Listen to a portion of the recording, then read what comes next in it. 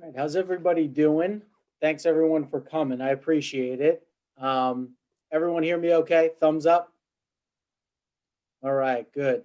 So a couple things. I know we're gonna have a bunch of students. I know we'll have our parent crashers. You know who you are. Um, but we're gonna go through a bunch of stuff. But just so you know, I am recording this, so you can keep your camera on, off. Love to see students, people's faces, but if you're uncomfortable with that, totally get it.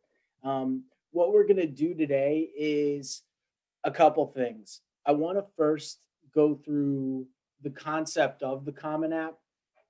I always think it's important for you to understand, the evolution of how this all started and what it means. I want to talk a little bit with you about, what it means in the eyes of admissions. Sometimes these things are pretty daunting and you're like, but it's, not as intimidating as you may think. Then what we're going to do is we'll go through tab by tab, kind of explain it. We'll talk about which tabs are important, I can't hear anything. checkout points.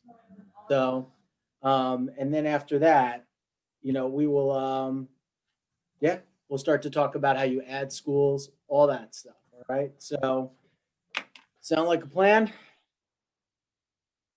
All right. Good stuff.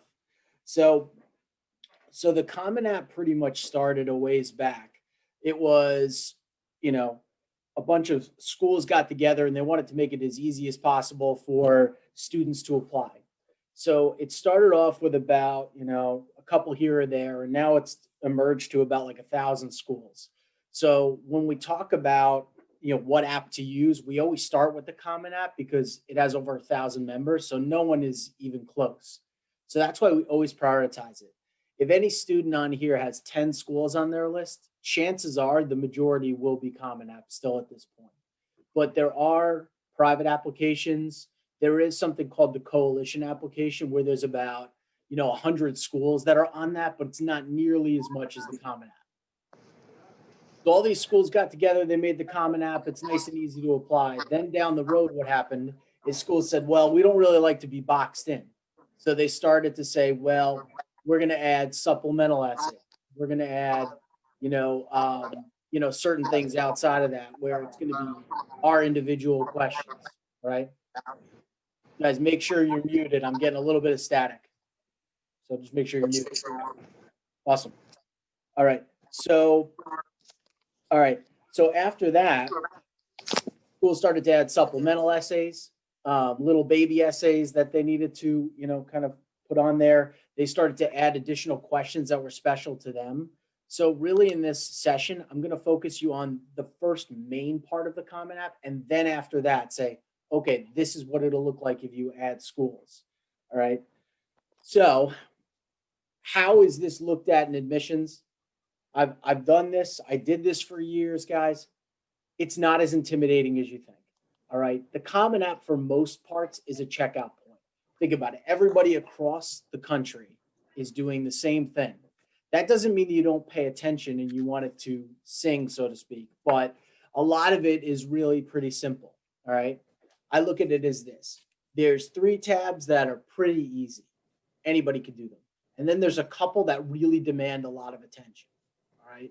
Those are the ones where you'll leverage your college counselors the most. Those are the ones that you're going to want to be most particular about. All right. So in admissions, you roll through the Common App pretty quickly. All right. The places that you look, there's a couple little questions here and there, but really a lot of what you're looking at is the last 2 tabs. All right. You're looking a little bit at education, but you're looking a lot at activities. You're looking a lot at writing. Those are the most looked at pieces. The other parts, you may pick at stuff, but yeah, it's not a huge piece of it. All right. So what I'm going to do is I have a little kind of hacker account. So I'm going to share this with you. All right. So did everybody see no problems? It's good. Okay, great. Thank you. All right. So when you log into the Common App, this is what you see. All right. The first thing that I want you guys to prioritize is prioritize your main Common App. Okay. Think about it. This is going to be a part of anywhere you apply. So go through these tabs first, okay? Your Common App includes your essay. So in the spring notes that I sent, I always said prioritize your essay, try to get your essay done, get your essay to your college counselor. There's a method to my madness. The reason why I did that is because I wanted you guys to get that done because it's one of the biggest pieces of the actual Common App. So literally today, we're going to go through tab by tab. You're going to focus on this main Common App frame. Then after that, we'll start to look at what happens when you add schools, right? The profile section is one of what I would call the easy tabs. You're going to go through. It's going to ask you some general information, your address, your contact. They'll ask you some things about demographics. A lot of these also are not required. The Common App is kind of like when you buy something online. You know, if there's an asterisk in the field and you don't do it, it'll kick you out. So it's intuitive. In the end, you're not going to be able to submit any Common App until you have green checks on everything. When doing the Common App, you're going to start to realize that green checks are your friend. All right. So I'll show you that. This is important whether you're just starting the Common App, you're just registering today. And for those who are like further into it, we'll get to sections where we'll start to get particular. But let's just say that we, go through this section. Have you ever used any other names? No. Okay. So here's what happens. You get a green check on personal information. When you have green checks on every section, that's when you will get a green check in this area. The sum of all the green checks, you get to the point where you can apply. The family section is the same. It's one of what I would call the easy sections. So you're going through family, you're going through your parents, their names. Most common questions that students have to ask their parents: did you go to college? If so, what year did you graduate? I'm working on this thing though. What year did you graduate? All that stuff. All right. Siblings. This is the section where I get the most frequently asked questions. Okay. You'll put the school in for Seton Hall Prep. All right. The other secondary and high schools is if you're a transfer. So if you transferred, that's where you would put that. Colleges and universities is a section where you'll probably put 0. A lot of schools will have consortiums with other colleges where they can take college credits coincidingly. Thankfully, we have a robust AP offering, so there's not really the need for that, but that's where that goes. For grades, this is where we get the most questions. Our graduating class size, I believe today, is maybe 233 or 234, okay? Ranking, we do not rank, okay? This may be the most commonly asked question. For the GPA recording scale, you will put none. Students usually ask, why is that, Ms. Lasser? I don't really get it. We have mixed scales. In a CP course, your highest you can get is a 4.5. In your honors course, your highest you can get is a 5. In an AP, it's a 5.25. So a lot of our school students have mixed scales. If you put that the scale's a 4, you're inflating your GPA. If you put it as a 5 or a 6, you might be gypping yourself. All right. So, sorry about that. So that's really, so in terms of that, stay with none. In the end, every college will get our school profile and it accompanies our transcript. So they are basically going to know what we look like in terms of quartiles. They're going to understand how many students. They're going to know each course we have, all that stuff. Remember, this is just a checkout book. They also, in here, you could put your cumulative GPA. That is your GPA that's at the end of junior year. I know some students will say, well, I'm doing really good in the first trimester of senior year. And if I do this weird math on my own at home, I know that nope. Yeah. It's basically at the end of junior year, that's the GPA. GPA weighting, if you have taken any class that has been weighted, then you will put, if there is any class, if you have taken any honors class, then at that point, you will put your GPA as weighted. If you have taken a purely college prep schedule, then you will put unweighted, okay? For current or most recent year courses, you'll put whatever you're taking in senior year. It's pretty straightforward, all right? This section, there's always questions, academic honors, all right? So in academic honors, if you have done anything like National Honor Society, National Merit, math honor society, you've been an AP scholar, or maybe at the prep you were on honor roll for certain years. Anything that was an academic honor, you will put it here. We'll have some students that'll say, well, I'm in National Honor Society and I do tutoring for it. Then what you would do is you would put National Honor Society here, and then the actions that you do will go in activities. So the tutoring would be in activities and the academic honor would be here. Okay. For community-based organizations, that's if you've received any help from what are called CBOs. So sometimes it's NJ Seeds or other areas where they have, help for students in underprivileged backgrounds or impoverished areas. So yeah. Future plans. This is just a basic question, all right? A lot of students will put undecided. If you know your interest, you could put it. This is not usually the question that is going to bucket you, so to speak, in admissions. Usually, once you put a school on your dashboard, they will say, what is your first choice major? What is your second choice? Here are 4 schools within the school. Which bucket do you want to be in? Okay. The testing section will be the most difficult section to fill out for the class of 2021. And it's not to intimidate you, it's more to say, this is the section where you have to be speaking to your college counselor, all right? With the majority and the overwhelming majority of the schools in this country going test optional, there's a lot of discussion about, do you submit testing or not? For every school on your list, we will be able to advise you, okay? Obviously, if you're a 24 ACT and the middle 50% of the school you're applying to is between a 29 and a 33, you will not report your testing. On the other hand, if you are a 35 and you will, and the middle 50% is a 25 to a 29, you will report that, okay? So with all of these, it is always going to be something that you leverage your college counselors on, okay? Hold on one second. I think I got a question. 1 second. All right. Okay. Okay. So that's basically for testing, right? All right. Hold on 1 second. I know I got a little chat there. 1 second. One question. Should we just leave that empty then? Okay. So that's a good, so the questions, and we will have like guys a full, Q&A.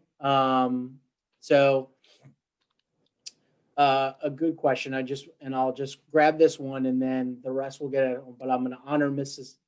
Hudson's question. But it's, if you attended a virtual college, process webinar during the summer, do you list that under CBOs? If it's like a virtual college process webinar done by a college, no. If it's a community-based organization, then it's a yes. So if it's like, oh, I did a essay writing series at Bucknell over the summer, then that's a no, because that's not a community-based organization, that's a university. So, okay. All right. So good questions also. For testing, the answer is always talk to your college counselor. For right now, leave it blank until the point of applying. And then if you came in to talk to me, you might say, okay, Mr. Lastry, here's my test scores and here's my 9 schools. Where should I send and where should I not? I might tell you, for those 4, send it because it's a strength to you. For those 5, shelve it and don't send, all right? So for now, leave it blank, all right? If you have a mix where you're gonna submit some, but some you'll go test optional, leave that section blank. If you're going to send your scores everywhere, you can populate that section, okay? If you're going to basically send your scores nowhere, then you don't have to populate that section, Does that, I hope that, that makes sense. All right. For subject tests, it's the same thing. If you have taken them and you want advisement on what to send and what not to send, ask your college counselor. If a school has an average that's, 640 to 720, and you're a 740, you send it. So, and so on and so forth. For AP subject tests, you will never have to send full reports to schools. Okay. Eventually down the road, you might if you attend that school, but traditionally 4s and 5s are what you're going to send. Okay. So if you've gotten 4s and 5s on any AP test, those are worth self-reporting. Anything below that, we usually advise that you hold it to yourself. Okay. Now the two sections that take the most time, the activities and writing. I'm going to start by saying the activities section is difficult because you have to be very concise. There's only about 140 characters. All right. Now there is an area where there's a place where it can kind of spill over, which I'll explain in a little bit. But for activities, it is first, your tone should be the same. So it should be always, let's say you are, and I'll do an example here. Let's say you are let's say you're a peer leader, okay? So the organization position would be peer leader, okay? Organization name would be SHP, Peer Leadership Program, okay? And I'll remove the typo. All right, this is the key. One of the most misleading things that the Common App tells you to do is to describe the activity, okay? A lot of these schools have worked with us a long time. They know exactly what activities are and what they're not. Focus these sections on what you have accomplished, okay? Colleges are not accepting you, and I said this to a student today, and I think they're on this, but they don't accept you, they accept your file. So this is your job to position yourself. It's our job to help you position yourself. So what you want to do is give them your strengths. So in this, you would say a peer leader, what's great about, okay, well, I was selected out of XXX students. And then you say, I transitioned a group of freshmen. It's all about action.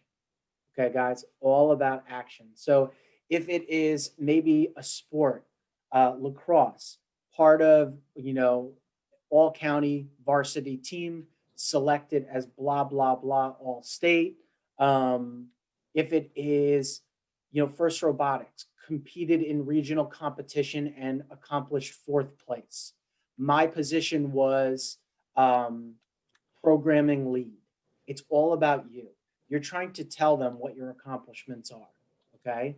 So the tone is always the same.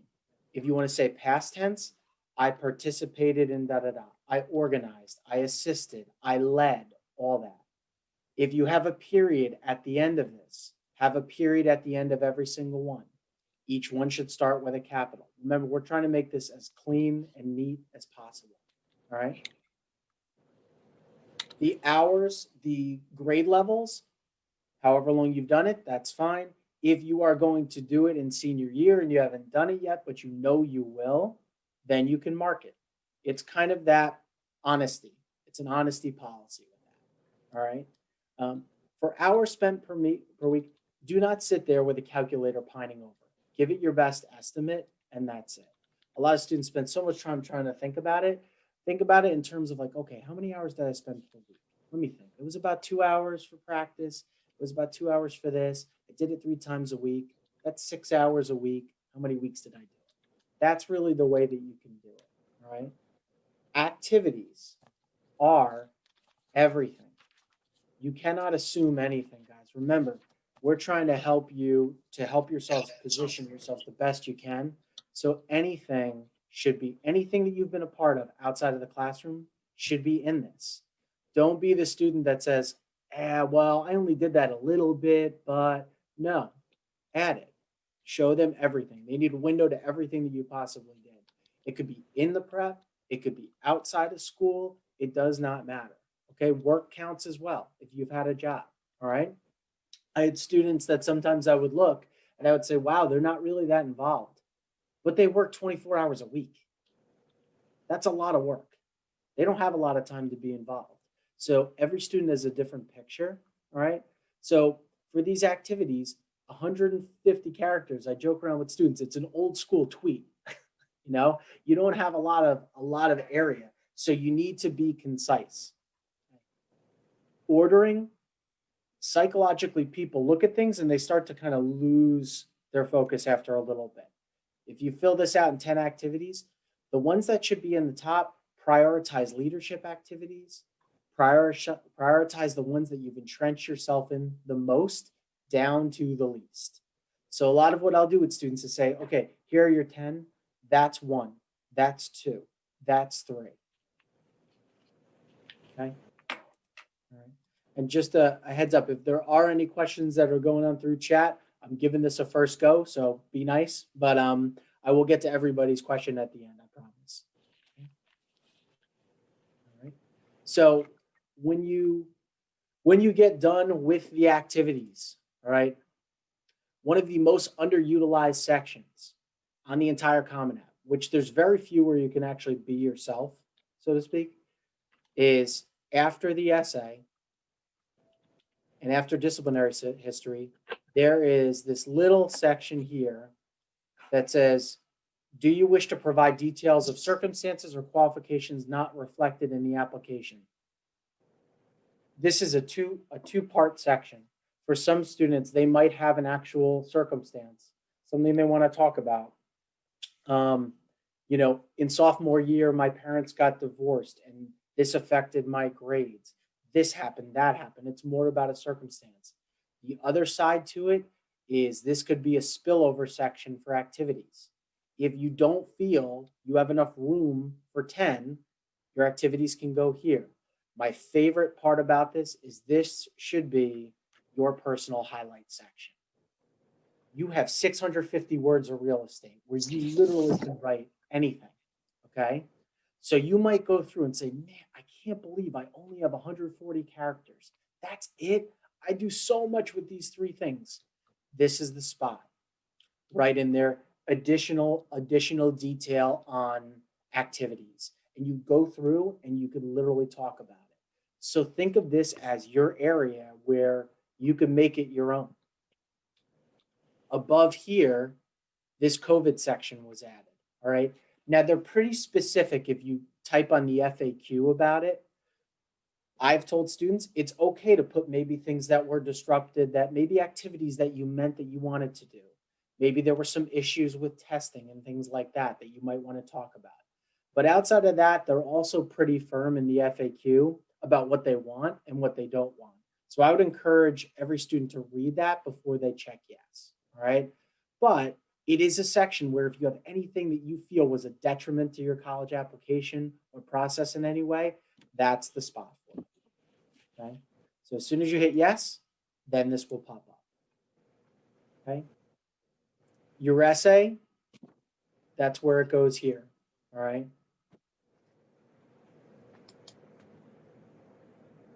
I want to be clear because I always want to make this process the least stressful process as possible for all of our students.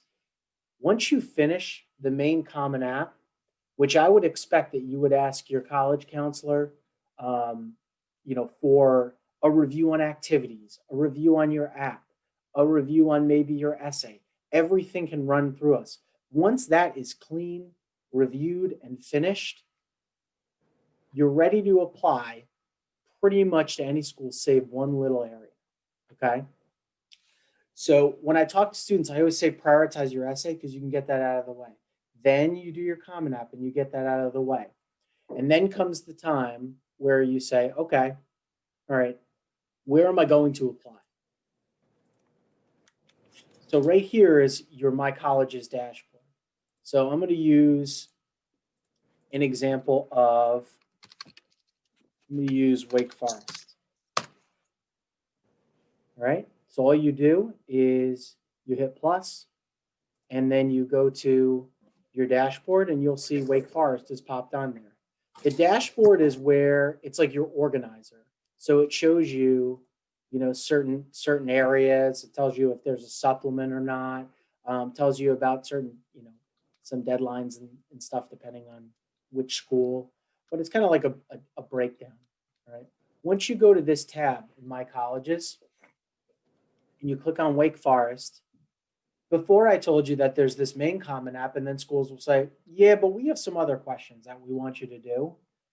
That's this section, okay? No.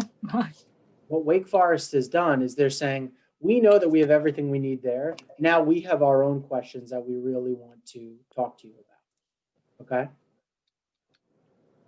So you'll see down here, academics, activities. These are all questions that are special to Wake Forest. As you go through, they're going to ask you, when do you want to start? In the fall. Are you early decision or regular decision? That's how they know how to bucket your application. I'll say I'm going to say I'm regular decision. Okay. Your residence. I want to stay in a dorm. My testing. Do I want to submit or not? Okay. I'm going to say I'll submit. All right. Do you intend to pursue need-based financial aid? All right. That's a question specific to each family. Okay. For the academics, this is where Wake Forest wants to know, what do you want to study? Where can we look at you? For some schools, a review is the same regardless of program. For some, the reviews can be totally different. All right, intended minors, okay. I'm going into other information, all right. Down here on the left side, you'll see that they have a writing supplement, all right. Supplements are basically baby essays, okay? And each school has different ones.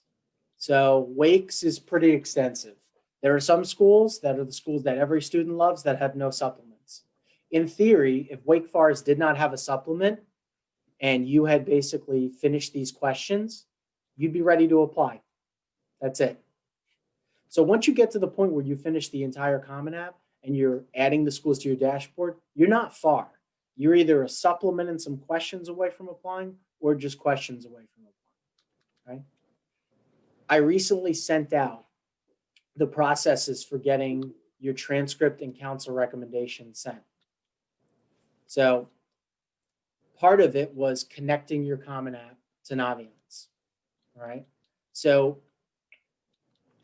in this area, there's this little box here, this little thing called Complete Release Authorization. That is the FERPA waiver that you'll see inside the video I just sent and inside of the notes. The FERPA waiver says two things. One, we're allowed to send things on your behalf. Two, you waive your right to access pretty much all materials. So counselor rec, teacher rec, all that stuff. It's a matter of trust. You can best bet that everyone will be recommended positively. If a student checks no, it's kind of a red flag, and colleges will traditionally call us and say, why did they check no? What are they scared of overall? Right? So all you'll do is hit complete release. Okay. Continue. I acknowledge. I waive. I understand. Sorry, I'm going very quick, but and then I will sign my name and I'll hit save and close. And then there'll be a green check here. And then you'll be able to go into Naviance and connect your Common App with Naviance. Okay. I know that's kind of detouring a little bit, but that's really what it comes down to. So once you get finished, I've talked to a lot of students and said, once we get to this point, and we've finished the Common App, bring me a copy and I'll take a look. And they'll always say, well, when do I do that? How do I do that? When you have all green checks along this side, and then when you have all green checks here, you'll be able to hit review and submit Common App here. And then it'll allow you to PDF the Common App so you can print it, or you can send it to your college counselor for review. That's really, what it comes down to. All right, I want to stop right there. That's just a general, I'm going to stop sharing for a second. All right. I want to check too if I got any chat questions. As I said, this is uncharted territory for me too. So, yeah. So I want to kind of do a Q&A. You can, just kind of raise your hand, or you can actually type a message. Actually, that would be better. And I'd be glad to go through, any questions that we have. Yep. Okay.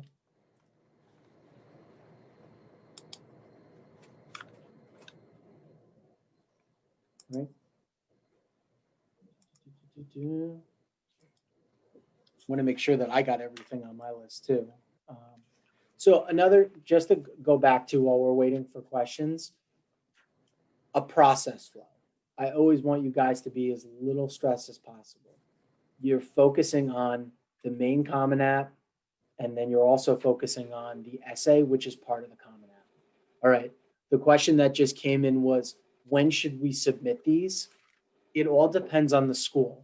Traditionally, most of the deadlines for early action are going to be November 1st, November 15th. Those are the most traditional deadlines. For regular decision, it's January 1st, 15th, February 1st, February 15th. If it's rolling admissions, that means you can submit it at any time. All right. Big thing about this, and I don't want to go too much into it because that's a whole nother session, but remember, for the forms, you can submit them at any time. You do not need to submit your application to be able to submit the forms. That's really what it comes down to. We want to get your documents out there as soon as possible, and then you could focus on just your applications, your essay, your supplements, and then you could leverage your college counselors to help you with reviews, get finals in there, all that stuff. So the same thing, when are early action decisions due? For apps, if it's an early action situation, it is traditionally due in that November timeframe.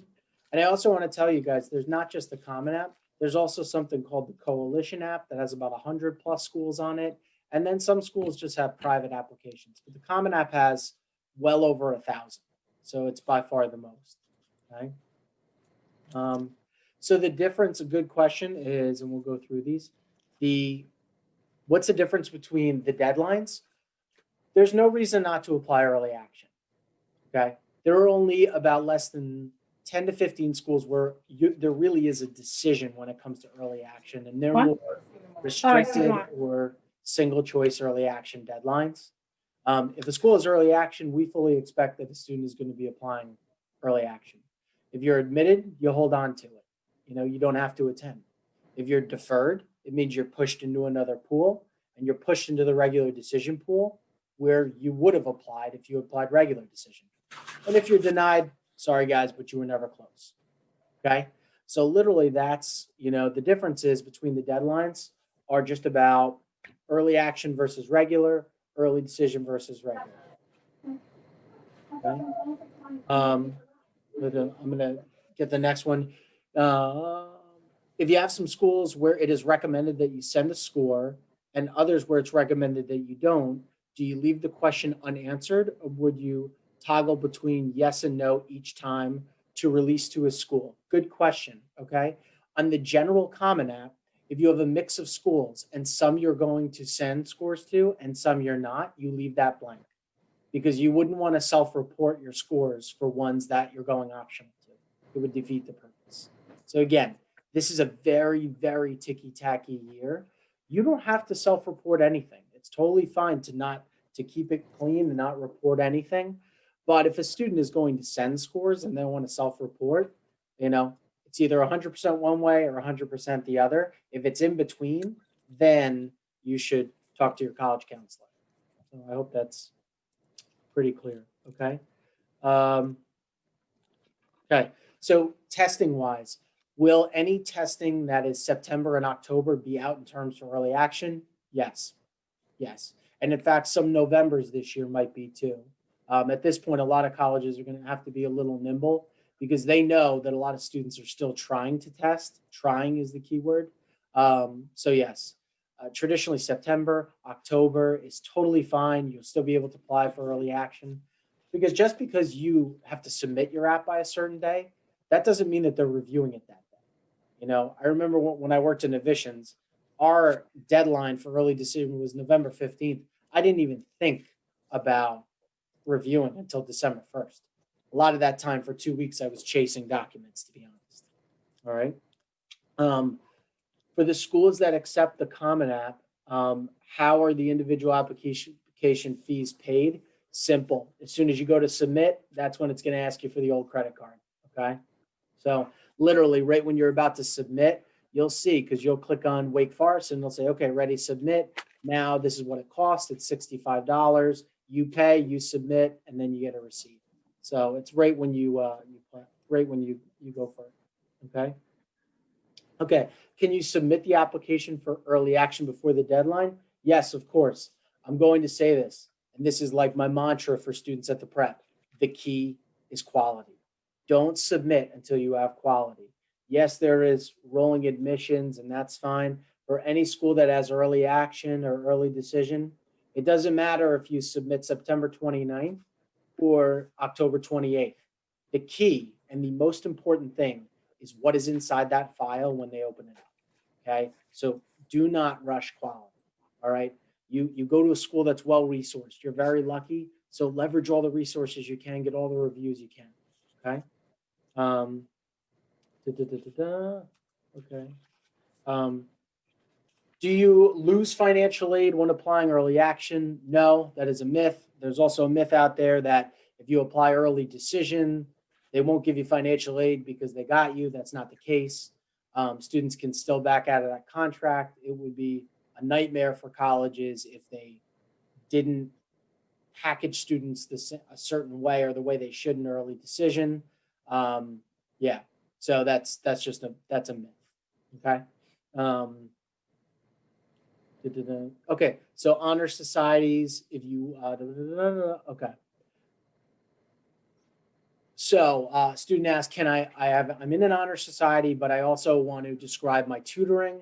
The tutoring, if it can't fit in the activities section and you don't have enough slots, that can go in the additional information section. That's a good, good run over. All right. What's the turnaround time for early action? Traditionally, it's for most schools, I would say it's about a month to 2 months later. Early decision is pretty clear cut. You apply November 1st or 15th, and you traditionally are going to hear back December 10th through 15th.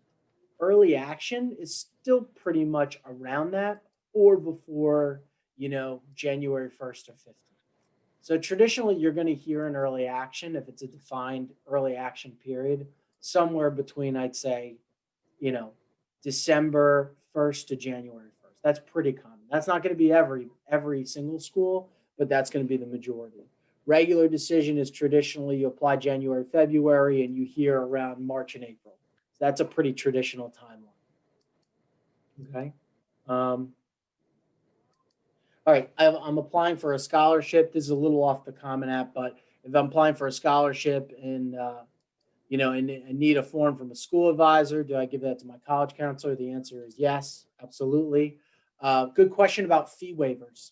Okay, students that qualified for an SAT or any type of fee waiver, they might qualify for fee waivers or apps. College counselors can look, and if you are qualified for them, we can also sign off on them.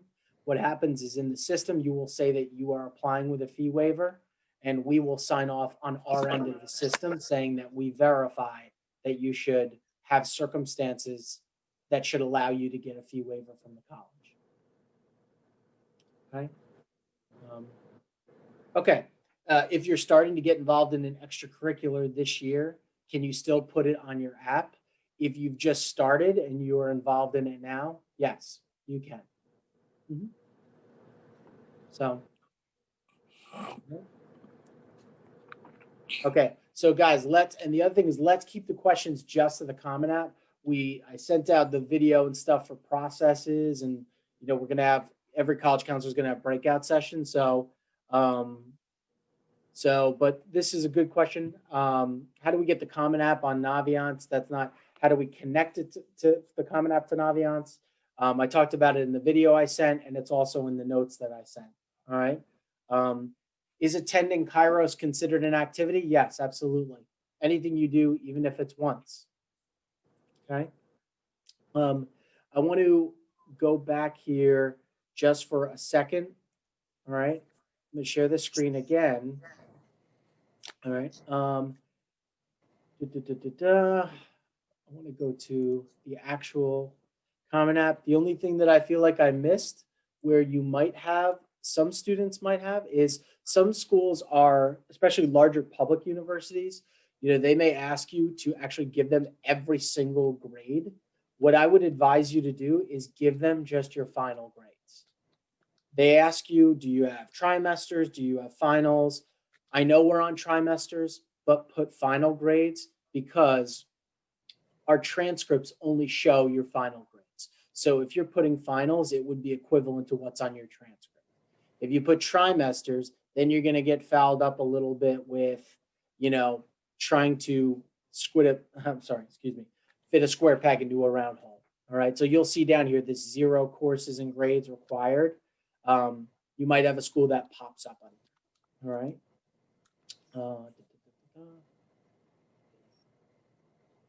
Okay. All right. I will be honest, this is my first large scale Zoom I've done like this. We are rolling with it. Hazards at forward, guys. So, give me a pass if my presentation wasn't A+. But do you have any other questions on the Common App? Please feel free to, shoot them into the chat. This is being recorded, so we're going to take this. I'm going to send it over. Again, the key with this is just be calm with it. Don't be stressed. The 2 areas where you'll leverage your college counselors the most are questions on testing, activity review, additional information review, and if you do the COVID section. The essay, of course, we would review it, and that's part of the writing section. So really, there's only really 2 kind of taxing tabs. All right. Okay. Oh, good question. Can you explain class rank again? Very simple, guys. We do not rank. So you will put none. Okay. Very simple. Do we have to create an account with Common App, or do we already have an account? You have to register. So that's a very good question. My assumption when I started this was everybody's in the Common App. You have to register with the Common App and create an account, commonapp.org. They'll make you put together a very, very detailed and secure password with a lot to it. So yes, you'll have to, create an account. Yeah. So if there's not, any other questions, we'll take it from here. And, again, if you're on this, you're thinking, I want to get to the point where I have my full Common App drafted and I can either submit it to my college counselor or bring them a copy to review. And then that you can get, full reviews. Okay, good question, actually. Do you fill out the initiation for teacher recommendation on Common App, even if you already requested? That is one of, I've talked about a lot of sections. The answer is yes, because you won't be able to submit. However, that is just going to be pretty much an email to be deleted. That section is more for schools that don't have Naviance. So the short answer is yes, you still need to fill it out because you can't submit unless you get a green check for that section. But will your teachers utilize your Common App to send recs? No. Okay. So it's kind of one of those little things that just has to happen, unfortunately, but it's part of the process. So, okay. And good. Actually, this is a good question to wrap up. Where is the recording of this? I am going to go through, I will edit it, and then like everything, I will send this directly to all 2021 students and parents in the portal. All right. Okay. And really great attendance. I appreciate everybody that showed up. And, I know you guys have all your friends, so talk to them. If they didn't, if they didn't make it for any reason, we'll make sure that everybody gets the information and we'll go from there. All right. All right, guys. Well, listen, thanks. And I want everybody to have a good evening, and we will take this step by step, and we're going to have a great year. All right. Take care, guys.